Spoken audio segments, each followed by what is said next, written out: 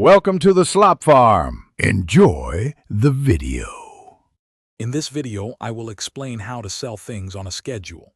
This structured approach is crucial for maintaining consistent sales and building customer confidence. By planning your listings and managing inventory systematically, you ensure a steady flow of products to market. This method helps you stay organized, meet demand effectively, and ultimately maximize your selling potential. It's about creating a reliable process that benefits both you and your buyers. Before you even think about listing, strategic planning is paramount. Start by researching your market to understand what sells well and at what price point.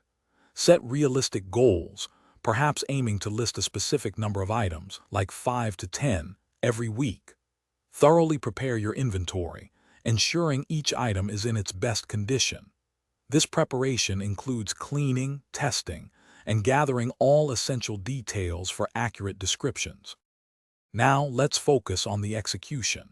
Create compelling product descriptions that are both informative and engaging, using keywords buyers might search for.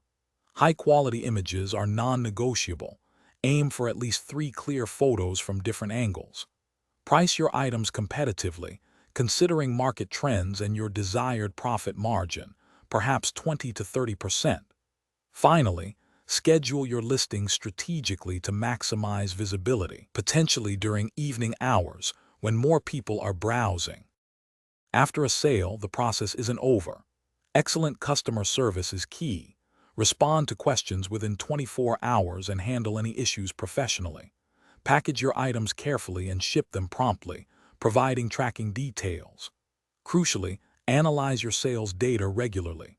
Look for patterns in what sells well and when. Use these insights to refine your schedule and strategies, ensuring continuous improvement and sustained growth in your selling endeavors. Thanks for watching. Consider subscribing if we helped you today.